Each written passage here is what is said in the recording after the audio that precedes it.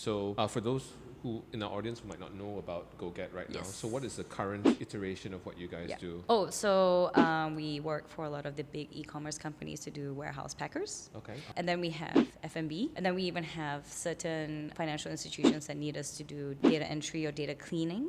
Oh, wow. They're going through GoGet because these folks are just like short-term hiring kind of things?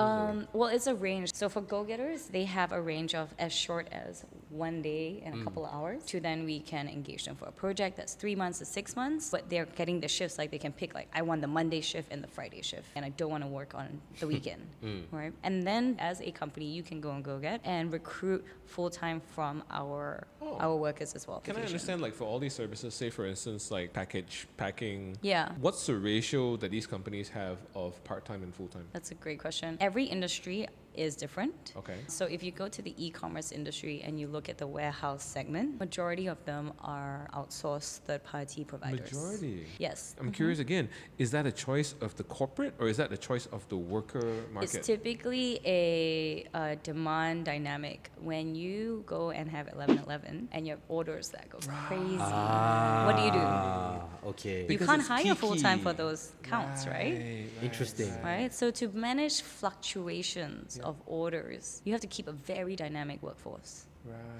And we are now essentially a modern age version of a staffing company. Interesting. We're actually a HR tech for staffing, right? Right, We're new yeah. age. You know, That was kind of the use application I was trying to wrap my head around in Yes, terms of just like, if I'm yes. Parkson, why wouldn't I just hire these directly, people? right? Yeah, we're to like be a staffing company, and we give out a project management service if it's a very big client that prefers to work through a project manager. And now Yeah. I'm curious again, the average person in GoGet Yes, that yeah. goes to pack on 9, 9, 10, 10, Yeah. 11, 11, Yeah. what's he doing in between? So there's a range, there's a few segments. So first segment is the students that are kind of like studying in semester breaks, and then they can do that. The other ones that are actually not full-time but they do gig work are like, they could be a tuition teacher, a fitness instructor, a swimming coach.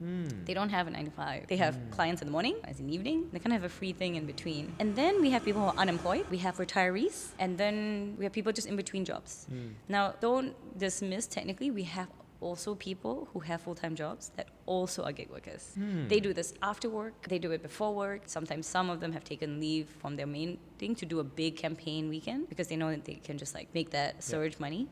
Footnote, this episode was recorded before the Gig Workers Act was officially gazetted. It has since been gazetted at the time of posting. Terima kasih kerana menonton Siapa Makan Cili. Dan kalau korang ada siapa yang korang nak kita jemput ke show kita, sila tinggalkan di ruang komen di bawah. Dan jangan lupa subscribe.